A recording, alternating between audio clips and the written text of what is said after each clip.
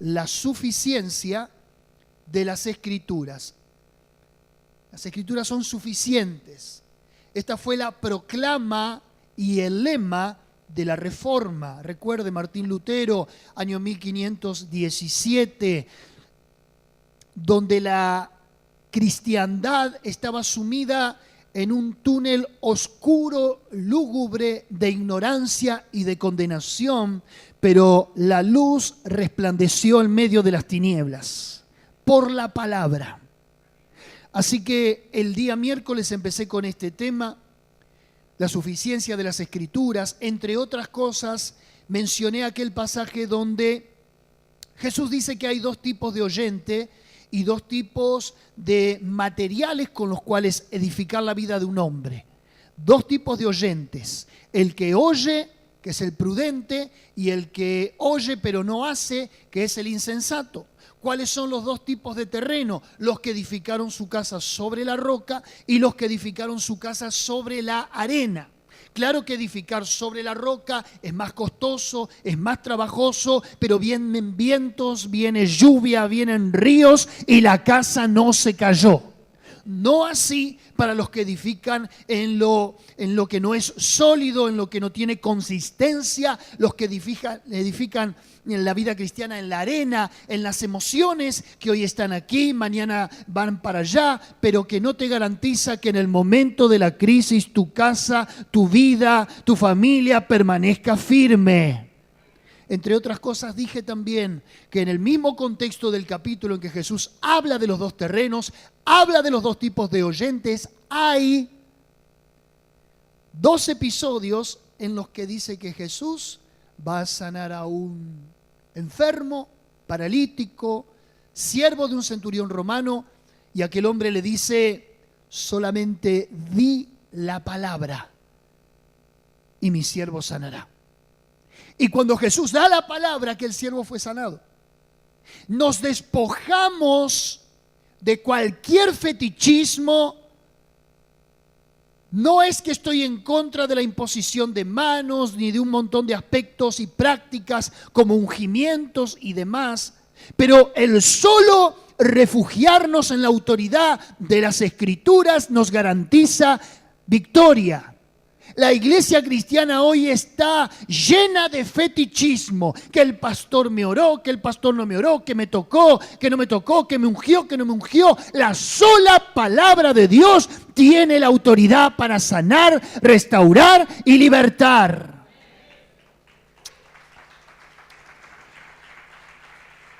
A modo de introducción, simplemente haciendo una recapitulación del mensaje pasado, también está el otro pasaje donde Jesús sana a la suegra de Pedro, entra a la casa y dice que aquella noche le trajeron un montón de enfermos y endemoniados y que con la palabra los echó fuera. Dígale a alguno que tenga cerca por ahí: hoy con la palabra me voy bendecido.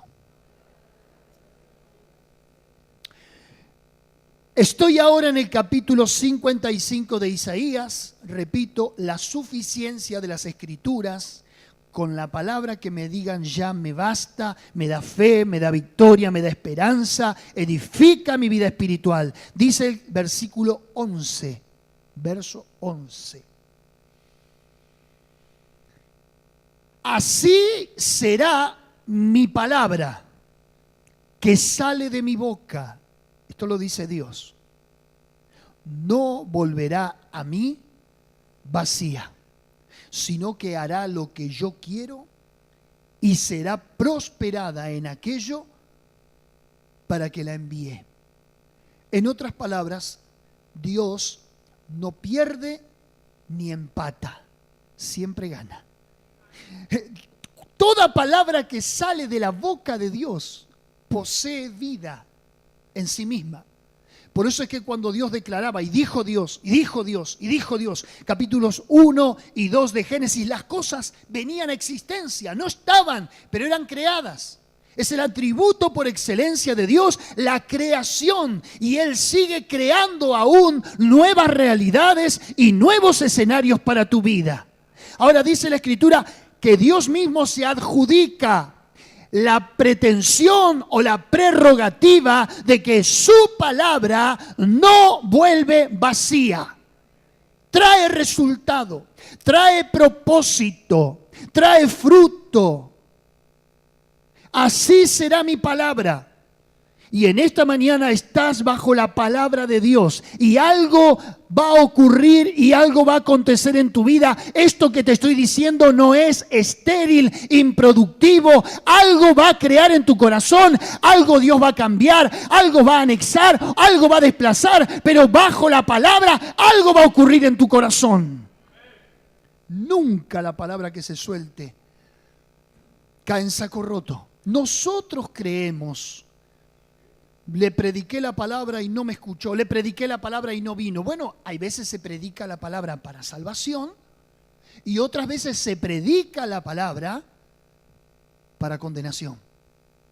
¿Qué pasó? Porque Dios el día del juicio le va a decir: mira, acá tengo escrito que se te dijo, se te informó y no quisiste escuchar. Dios va a tomar su palabra como un argumento a favor o en contra de tu vida. ¿Hay alguien ahí? Así será mi palabra, no volverá a mí vacía, sino que será prosperada para lo que la envíe. Dios no gasta palabras. La palabra que sale de la boca de Dios trae ganancia, resultado, productividad. Dijimos la suficiencia de las Escrituras. Le voy a decir en esta mañana lo que la palabra de Dios es. ¿Qué es? Versículo 1. Sígame porque voy a hacer un mensaje bien textual. ¿Qué es la palabra de Dios? El llamado de Dios. Versículo 1. A todos los sedientos, venid a las aguas. Y a los que no tienen dinero, venid, comprad y comed. Venid, comprad sin dinero y sin precio vino y leche. Verso 3. Inclinad vuestro oído y venid a mí. Oíd y vivirá vuestra alma. Y haré con vosotros pacto eterno, las misericordias firmes a David. Cuente conmigo, verso 1. A los sedientos, venid. Diga conmigo, 1. Sin dinero, venid, comprad. 2. Venid, comprad. 3. Verso 3. Y venid a mí. ¿Cuántas veces aparece la palabra venid? Venid. 4. Es un llamado de Dios. Y cuando Dios te dice venid, la misma palabra violenta tu voluntad y venís. En un momento determinado de mi vida, yo me pregunté, luego de un tiempo recurrente de ir a la iglesia, ¿en qué momento yo acepté a Dios? ¿En qué momento yo decidí por Dios? ¿En qué momento decidí quedarme en la iglesia? No lo sé, pero permanecí allí y con el tiempo entendí que si no estaba era una necesidad creada en mí y que yo tenía que estar. La palabra de Dios me dijo venid y yo fui, pero no nació en mi voluntad, sino ya en la voluntad que Dios me predestinó a estar. Dios te invita por medio de su palabra, te dice venid, venid, venid. Dios no hace acepción de persona, Dios es el que invita, Dios es el que paga.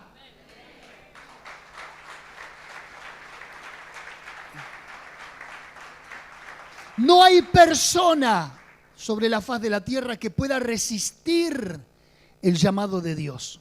Vos podés hacer oídos sordos por un tiempo. Dios te puede estar insistiendo, aguijoneando en tu corazón, mandándote coordenadas y mensajes a través de personas, a través de circunstancias. Podés desoír, podés prolongar el tiempo, pero tarde o temprano te rendirás ante la evidencia de la palabra que te llama y te dice venid a mí. Y oirá vuestra alma y comerá y vivirá y será un pacto eterno que haré contigo.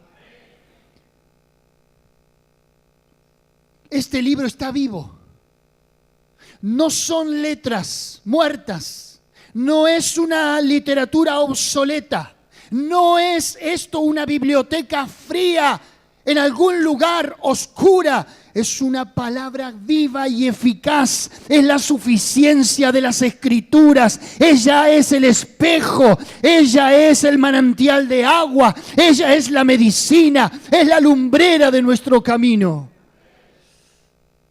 La palabra de Dios es el llamado a tu corazón, el llamado a tu vida, la que te hace reflexionar el alma, la que no te deja tranquilo, la que te inquieta, la que te consuela, la que te completa la vida, que es también la palabra de Dios. Verso 4. He aquí que yo lo di por testigo a los pueblos, por jefe y por maestro a las naciones. La palabra es un testigo porque testimonia de Dios. La palabra es por jefe, por autoridad, y también por maestro a las naciones. La palabra de Dios no solamente te trae sabiduría para la vida cotidiana, criterio, sentido común, sino que la palabra te enseña Dios. ¿Quién es Dios? Es el ayo de Dios, es el didacta de Dios, es el pedagogo de Dios. Esta misma palabra la puede aprender un infante y la puede aprender un anciano. Esta misma palabra ha sido la que ha hecho a los hombres volverse a Dios, reflexionar, meditar sobre sus caminos, como le dijo Pablo a Timoteo, y que desde la niñez has sabido las sagradas escrituras, las cuales te pueden hacer sabio para salvación, porque toda la escritura es inspirada por Dios y útil para enseñar, para redarguir, para instruir a todo hombre, para que sea perfecto en toda buena obra y sea prosperada en todos sus caminos. Fueron las palabras de Dios a Josué: nunca se apartará de tu boca este libro de la ley, sino que harás conforme a todo lo que en él está escrito, para que hagas prosperar tu camino y todo te saldrá bien. Si el éxito está garantizado, es porque tenemos que oír a este maestro por excelencia, que nos brinda la sabiduría eterna de Dios. Tercero, la palabra de Dios es, versículo 5. Y he aquí, llamarás a gente que no conociste, y gente que no te conocieron correrán a ti por causa de tu talento, por causa de tu capacidad, por causa de tus recursos, por causa de tu virtud. No, por causa de Jehová tu Dios y del Santo de Israel que te ha honrado. La palabra de Dios es, diga conmigo, conexión. Porque la palabra te conecta con gente. Y la gente se conecta con vos por medio de la... Yo a usted jamás lo conocí en mi vida. Todas sus caritas para mí no me eran familiares, ni me son. ¿A causa de qué está usted aquí? Porque la palabra nos conecta. Y ahí entiendo la parábola donde Jesús dice: ganad amigos por medio de las riquezas injustas. ¿Es que está Dios reivindicando el pecado? ¿Cómo se entiende eso? ¿Por qué Dios dice en la parábola a Jesús: ganad amigos? ¿Cuántos lo leyeron? Por medio de las riquezas injustas. Porque nosotros estamos haciendo, dentro del contexto de la palabra, negocio con lo que no nos pertenece. Cuando hablo de negocio, hablo de administrar bienes eternos, bienes de Dios. No me estoy refiriendo al poder adquisitivo, al dinero, no. Negocios en función a lo que Jesús dijo: me es necesario estar en los negocios de mi Padre, atender y administrar las cosas del reino. ¿Se entiende? Ganad amigos por medio de las riquezas injustas. Yo por medio de la palabra me gané un amigo, a usted. Pero yo tengo algo por lo cual usted ha sido atraído a mí. No, es la palabra de Dios la que nos conecta. Y aquí hay gente que va a ser conectada con otra gente por medio de la palabra de Dios. Usted le va a predicar, se van a convertir, van a ser salvos. Esa persona creará un vínculo y una relación de afecto y de relación, valga la redundancia, con usted. No por lo que usted tiene, no por lo que usted es, sino por lo que usted transmite, la palabra de Dios. Hay veces en las redes sociales la gente a los pastores nos envía solicitudes. Y yo digo, ¿quién es esta persona? Y uno lo toma como amigo, jamás amistades. ¿Por qué la gente viene a un pastor, a un predicador, a un líder o a una persona que establece el reino? ¿Por qué? Por lo que tiene, por la palabra. No es otra cosa. Cuando me conocen después en persona y con el carácter, más que amigos, enemigos. ¿Pero me está entendiendo lo que le digo? La palabra nos da conexión. Y las conexiones muchas veces bendicen. Porque te ganaste a alguien que vas a bendecir y que también te va a bendecir a vos. Ay, Dios tiene un juego tan perfecto. Por eso es que nadie puede mirar mal al otro, nadie puede enemistarse con el otro, nadie puede tener enemigos dentro del pueblo de Dios porque ambos están conectados por medio de la palabra. Quiero decirle que ahora mismo su cableado neuronal, su cabecita, está trabajando en pos de lo que yo estoy diciendo. Y hay una palabra que nos está conectando a todos en forma simultánea en el Espíritu y somos un Espíritu en Dios. ¿Qué es la palabra? El llamado de Dios, verso 3, venid. ¿Qué es la palabra? El maestro de Dios, el que nos enseña, el que nos guía, el que nos instruye, el que nos corrige. ¿Qué es la palabra? La conexión de Dios. Vendrán a ti gente que no conociste y tú irás a gente que no te conocieron a causa de la palabra. La palabra de Dios es los pensamientos de Dios. Verso 8. Porque mis pensamientos no son vuestros pensamientos, ni vuestros caminos, mis caminos, dijo Jehová. ¿Qué es la palabra? Los pensamientos de Dios. ¿Quiere saber cómo piensa Dios? ¿O cuántas veces usted se preguntó, ¿qué piensa Dios de mí? Lea la palabra. Hoy el pueblo cristiano está haciendo un mal uso de los recursos espirituales.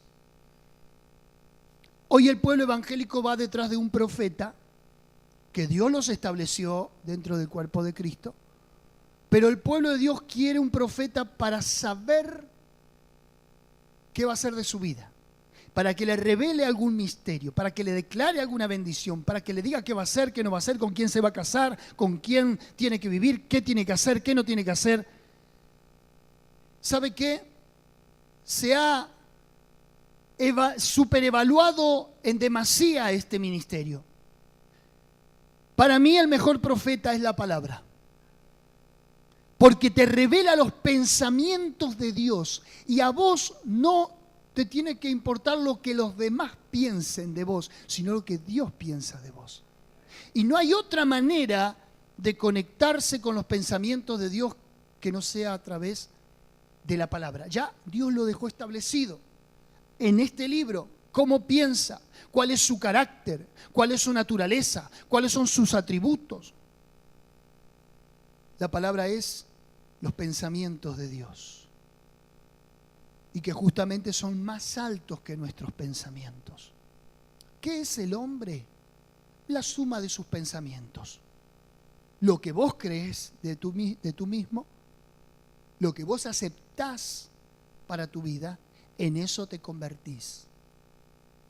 ¿Qué son los pensamientos de Dios? La construcción de lo que Dios es. Claro que son insondables. En un momento Pablo colapsó y dijo, ¿quién podrá comprender las inescrutables e insondables riquezas de Dios? Pero también dice cosas que ojo no vio, ni oído yo, ni ha subido a corazón de hombre, son las que Dios ha preparado para los que le aman.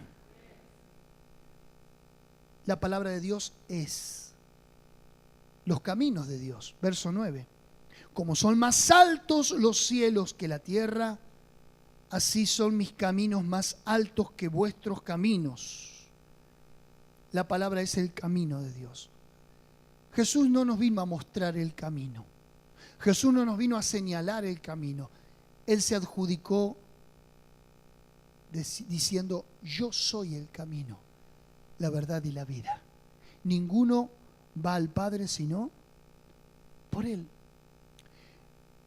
Se dice que en el período intertestamentario, entre Malaquías y Mateos, hay 400 años de silencio. ¿Por qué se dice eso? Porque no hubo voz profética, porque no hubo revelación escrituraria, no hubo libros escritos, 400 años. Pero aún así Dios estaba trabajando. Estuvieron el imperio griego a cargo de Alejandro Magno y sus 4 generales: Ptolomeo, Seleuco, Antíoco, Epifanes. ¿Qué hizo en esos 400 años de silencio? Alejandro Magno desplegó su idioma, el griego, para que se hablase en todo el mundo. Una lengua universal. Vienen los romanos con Pompeyo, años 70 antes de Cristo, termina de derrotar a los griegos. ¿Qué hacen los romanos en esos 400 años de silencio? Hay un dicho muy popular que dice: todos los caminos te llevan a Roma. ¿Qué hace Pompeyo? ¿Qué hace Julio César? ¿Qué hacen todos los emperadores en el imperio? Comenzaron a construir rutas y caminos. ¿Qué 2 aportes hicieron estos imperios seculares en medio de un silencio bíblico y espiritual? ¿Qué hicieron esas culturas? Hicieron un aporte: el idioma y las rutas. Cuando vino el Nuevo Testamento, cuando aparece Jesús en la escena de la historia, ahora todo el mundo hablaba una misma lengua y todo el mundo se dirigía por caminos, y los caminos conectan y los caminos urbanizan, los caminos te conectan, los caminos te hacen mucho más fácil el tránsito, y todo ese aporte fue creado para que venga nuestro Salvador y el Evangelio de Jesucristo pudiera llegar a todo el mundo conocido. ¿Me está siguiendo? ¿Qué quiero decir con esto? Que aun cuando Dios no esté en la escena de tu vida visible, Dios está trabajando igual. La palabra de Dios es el camino de Dios. La palabra de Dios es la soberanía de Dios. Verso 11. Así será mi palabra que sale de mi boca. No volverá a mí vacía, sino que hará lo que yo quiero. ¿Qué hace la palabra de Dios? Lo que Dios quiere. La palabra está subordinada a la voluntad. Lo que yo quiero. ¿Cómo pega eso en nuestro orgullo? A eso se le llama soberanía de Dios. Dios hace como quiere. No te tiene que preguntar, no te tiene que consultar, no te tiene que pedir permiso. Dios da y Dios quita. Sea bendito el nombre de Dios. ¿Verdad que sí? Mire, alguien que creía que manejaba su voluntad. Saulo de Tarso persiguió a la iglesia, asesinó cristianos, golpeaba mujeres, encarcelaba jóvenes, hasta el día en que Jesús lo tira del caballo, se le aparece camino a Damasco. ¿Cuántos conocen la historia? Y a mí me apasiona cuando él se levanta ciego con ese resplandor de gloria y dice: ¿quién eres, Señor? Soy Jesús, a quien tú persigues. Y dura cosa te es dar coces contra el aguijón. Está describiendo al buey cuando pega patadas contra el arado, y en el arado había una punta filosa en la cuando el buey se amotinaba y pegaba patadas, se pinchaba y se quedaba en el molde. Jesús le está diciendo eso. Dura cosa te es pegar patadas contra el que sabés que es más fuerte que vos. ¿Qué quieres que yo haga?, le dice Saulo. Entra a la ciudad y se te dirá lo que debes hacer. Aún en la crisis y en el conflicto, él todavía quería tener la prerrogativa de decidir qué quieres que haga y que Dios le dijera directamente a él. ¿Sabe lo que le pegó en el orgullo a Saulo? Que le digan, ahora alguien adentro te va a decir. Una cosa es que te lo diga el pastor y otra es que yo mande a uno mío y le diga, decile a aquel tal cosa. Y vos vas a decir, que me lo venga a decir él, que me manda este soldadito de plomo. Hay un orgullo en nosotros en el cual cuando se nos manda, cuando se nos encomienda, cuando se nos dirige o cuando que me lo venga a decir a mí. ¿Sabes cómo trata Dios con eso? Me encanta. Hará lo que yo quiero, dice Dios. Capítulo 11 de Romanos. ¿Dirá el barro al alfarero, ¿por qué me haces así?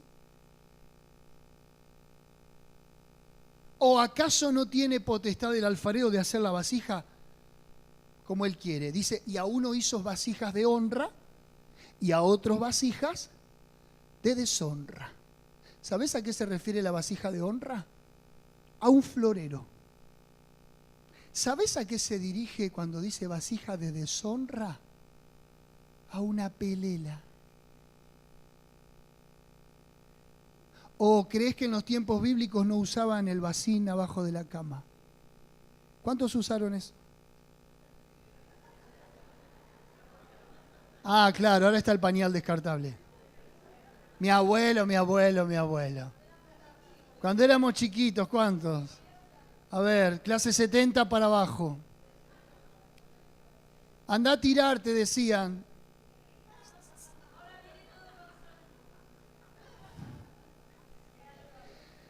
Decía el de al lado, Dios me hizo un vaso de honra, menos mal. Porque hay hermanos pelela y hay hermanos floreros. ¿Cuántos dicen amén? ¿Cuántos son floreros?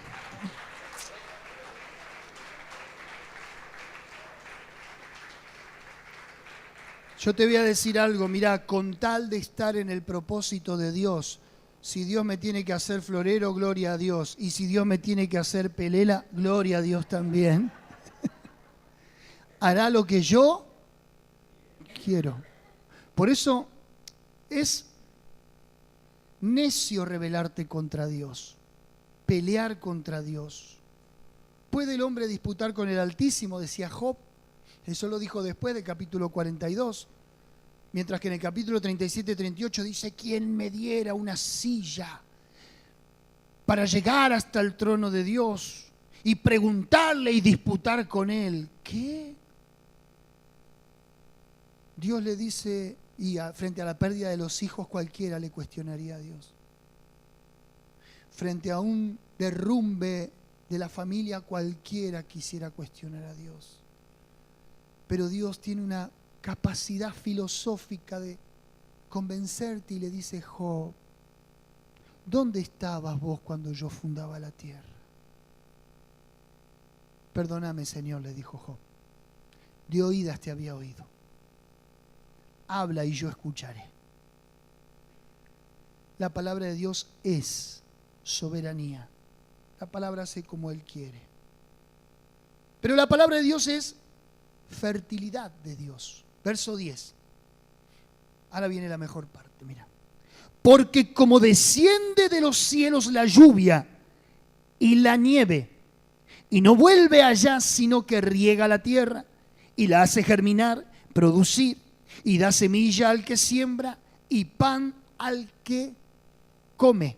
La palabra es fértil. La palabra tiene una fertilidad increíble. La palabra de Dios en otras palabras, trabaja por sí misma, trabaja por sí sola. Gloria a Dios por eso. Le preguntaron a Martín Lutero, ¿cuál fue la estrategia con la que se derrumbó el catolicismo romano en Europa, en los Países Bajos? ¿Cuál fue la estrategia? ¿Qué operatividad utilizó para dinamitar el mismo epicentro de la corrupción católica de su tiempo que luego trajo la Reforma? Y él dijo humildemente: mientras yo dormía y bebía cerveza en Wittenberg junto a mis amigos Philipp y Amsdorf, la palabra debilitaba el papado de tal forma y tan grandiosa que ningún príncipe o emperador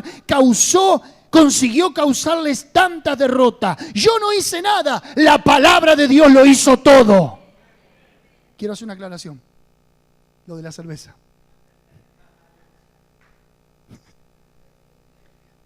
Es cultura alemana, cerveza caliente y con solo una pizca de alcohol por las altas temperaturas. Pero él dice, yo vivía como siempre, nada cambió, no hice nada extraño. Prediqué la palabra y la palabra socavó los cimientos del Vaticano hasta que se vino una reforma y la gente empezó a abrir la mente a la palabra de Dios. Eso es suficiencia de las Escrituras. ¿O acaso vos te crees que vos vas a convertir a tu familia? ¿O acaso vos te crees que vas a cambiar el mundo? Vos solamente tenés que predicar la palabra, tirar eso e irte y dejar. Acordate de los que hacían los viejos bucaneros, cazadores de ballena. Tiraban el arpón a los kilómetros, clavaban ese anzuelo gigante en el gran pez, se iban a dormir. A los 2 o 3 días y traían la ballena al barco. La palabra es un arpón. Vos lo clavás y andate tranquilo, que después Dios juntará los resultados. Así como la nieve, la lluvia desciende a la tierra y hace todo ese proceso de germinación, de producción, de revitalización en la tierra, así es la palabra. Por eso yo estoy tranquilo hoy, porque te estoy sembrando algo que traerá fruto, porque la palabra es fértil. No pasa por el que la predica, ni por la elocuencia, ni por la oratoria de quien la comunica. La palabra es la palabra.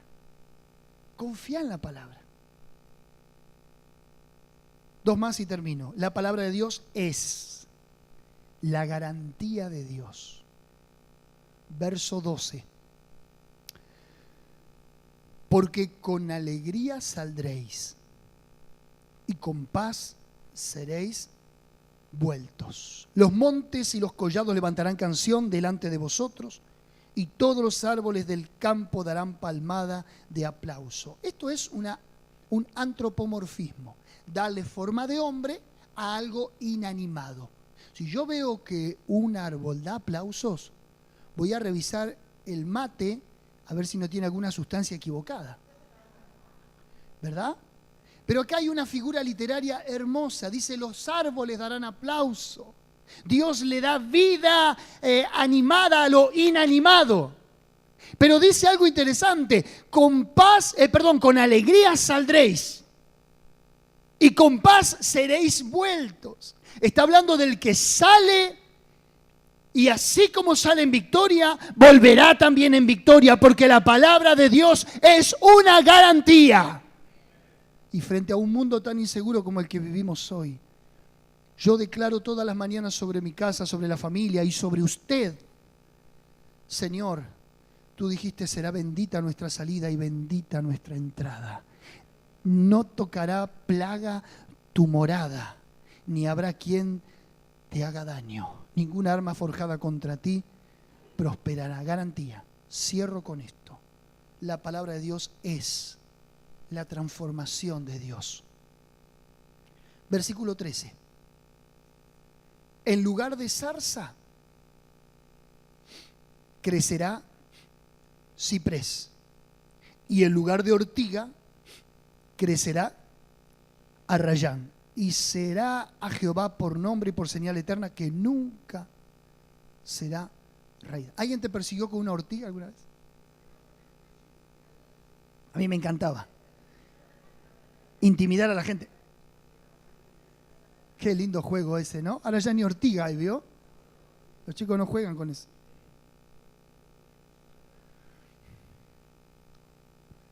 ¿Y qué decir de la zarza? La zarza es ese arbusto seco con poco follaje que sale únicamente en lo inhóspito, en el desierto. Y que cuando pasó su tiempo del follaje se seca inmediatamente por el calor del desierto y se enciende fácilmente. Es más, en los tiempos bíblicos se dice que la gente a veces iba caminando y de repente veía pequeñas fogatas al costado del camino. Eran zarzas que se quemaban solas por el sol. Por eso es que Moisés no le llamó la atención que una zarza ardiera, sino que no terminaba de arder más. Y la miró y dijo, voy a ver por qué sigue y sigue y sigue. ¿Cuál es la combustión? Pero cuando se acerca a la zarza hay una voz. Y dijo, ¿qué pasó con la zarza? Y la voz le dijo, quita el calzado de tus pies. ¿Se acuerda la zarza? Dios usó una zarza para llamar un terrible hombre de Dios. Pero la Biblia dice, en lugar de zarza, que está llena de pinches incluso, y que hay veces abrazar a un hermano es abrazar una zarza, y que no tiene follaje, te pinchás todo. Dice, en lugar de zarza crecerá ciprés. La zarza no es más de esta estatura, 1,60 m, 1,50 m, es un arbusto. Yo aquí en la puerta tengo un ciprés. Fíjese la altura que tiene. Fíjese el tronco que tiene. Y la sombra que da. ¿Y cuántos años tiene? ¿Qué dice el Señor? La palabra de Dios es transformación. Y si tu vida es como una zarza seca, y a veces hasta tan pinchuda que nadie te quiere abrazar, porque en vez de atraer, repelés, dice, tu zarza te crecerá un ciprés. Antes nadie se te arrimaba. Ahora todos vendrán a la sombra de tu amparo. Antes era un arbusto despreciable, que con la primer crisis de la vida te quemabas, te prendía fuego y ahí quedaba, nadie le llamaba la atención. Ahora serás un árbol frondoso, con raíces profundas, con un tronco robusto, que nada ni nadie lo moverá de ese lugar. Dice la Biblia, en lugar de zarza te crecerá un ciprés. Mire cómo cambia el escenario. No es lo mismo tener una zarza que tener un ciprés. Y en lugar de ortiga crecerá arrayán, esos preciosos árboles. El bosque de los arrayanes del sur de nuestro país.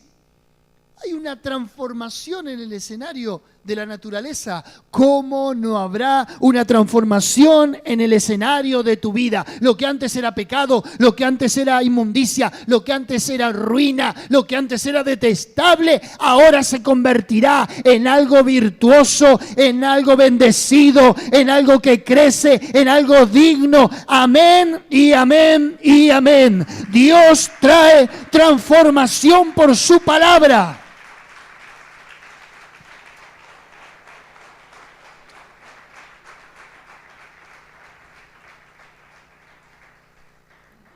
Por último, la palabra de Dios es todas estas bendiciones, el llamado de Dios, el maestro de Dios, la conexión de Dios, los pensamientos de Dios, los caminos de Dios, la soberanía de Dios, la fertilidad de Dios, la garantía de Dios, la transformación de Dios.